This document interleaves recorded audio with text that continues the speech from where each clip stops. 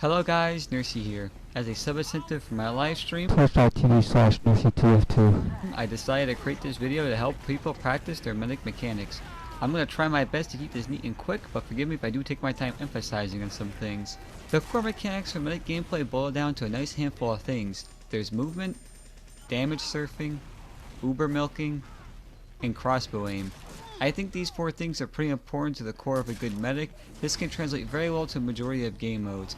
There are some more competitive specific mechanics like uber tracking and how healing is dealt, but I'll save those for another video. I want to focus on the more essential basics right now for a good medic all-arounder. Before I move on, I want to point out majority of these clips are in a casual environment. I think casual/public servers are a good area to practice, especially with what I'm going to be telling you. A good way to practice is straight to be playing medic, but this guy is mostly going to be practicing specific mechanics and better bursts. Now let's move on to the most important thing in almost every online shooter, movement. Movement can be handled in a million different ways. Honestly, I can tell you right now, just play medic in a casual server, run into a bunch of group of people, and try your best to avoid dying. That's not an optimal winning strategy, but that would be a quick way to help your movement.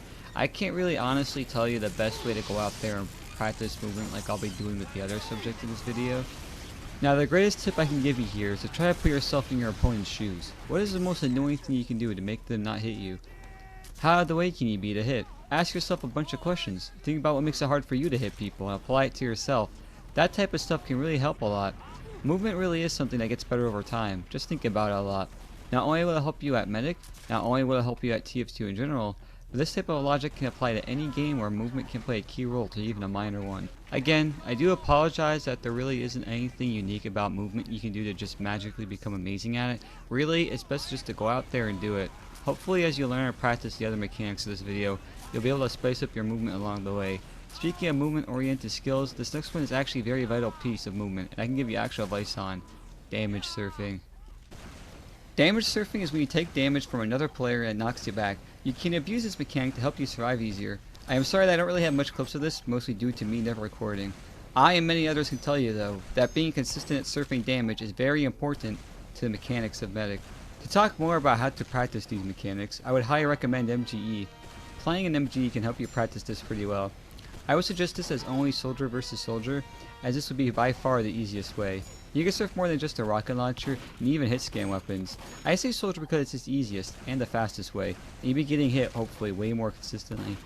To help with this even more, I would recommend playing with a friend. Playing in a public MG server would be a rough experience, to say the least.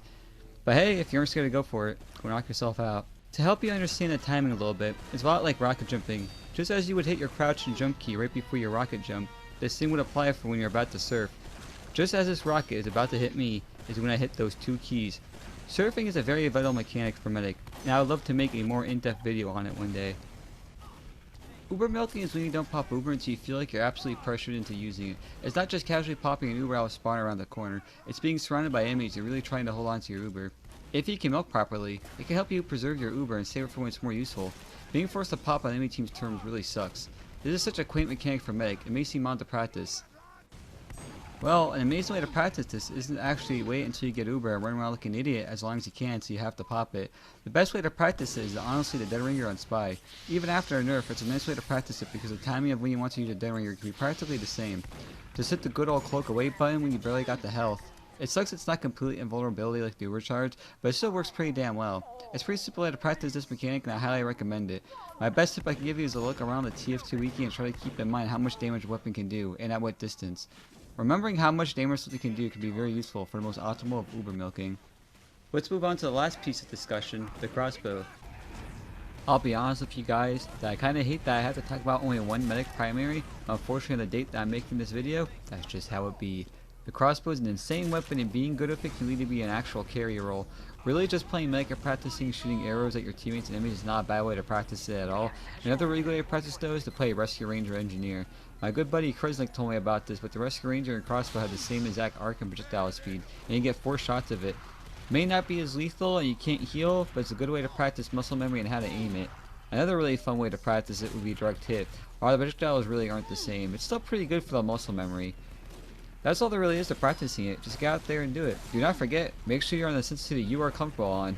Don't worry about using another top player's sensitivity. Use one that works for you, not for anyone else. Don't force yourself to use another sensitivity because you think it'll make you as good as the player that uses it. That's my best tip. Here to surprise you with some sudden ulti duo. Ulti duo is a 2v2 game mode where a soldier and their medic fight against another soldier and medic. The game mode is extremely good for practicing mechanics. It puts all of your mechanics to the test and then some. Just grab some of your buddies, and if you have a server, go to town on each other. I really do highly recommend it if you have the chance. It was one of my favorite ways to practice. I'm sure it'll be fun for you too. Hopefully. There's really not much to say about it. Just go out there and play it, and I hope you play it and enjoy it just like I did when I want to get better. There you have it. That's my ideal way of practicing medic, all of those. I don't think just investing countless hours into just playing competitively or casually is the best. Practicing our mechanics is a very essential part into being a great player. Understand better how you do something wrong, and always aim to be better. Remember, there's really no limit to how good you can be except for a limit you put on yourself. Just remember to keep practicing and always ask yourself, what can you do better? Even if everything I told you in this video, just playing mech and doing what you like is also perfectly fine. I can tell you, when I was getting better, I didn't even have the option for Rescue Ranger. These are just some things I learned over the course of time to help me fine-tune some of my mechanics a little bit. Alright, I hope you guys enjoyed the video. Sorry it took so long to come out. I'm not reading from a script anymore, so sorry if I sound a bit mumblish, like I do slur my words a lot. But I do want to tell you guys, thank you guys a lot for waiting for this video. It took a very long time to come out, mostly due to me being out of my state for half a month. It didn't take very long to actually make the video. The problem was that I was just literally not home. I had no time to work on the video. But I appreciate everyone's patience for it. And thanks to anyone that stayed subbed in the meantime. Hopefully I can focus more on making more videos in the future. And hopefully I can focus more on streaming more while I'm back home. I should be home for a good while now. And hopefully what happened with the last video won't ever happen again. But I thank you guys a lot for watching. It means a lot if you guys can like and subscribe too. That also helps me a ton. And don't forget to watch me at Twitch. But yeah, thank you guys a lot for watching, and I'll see you guys later.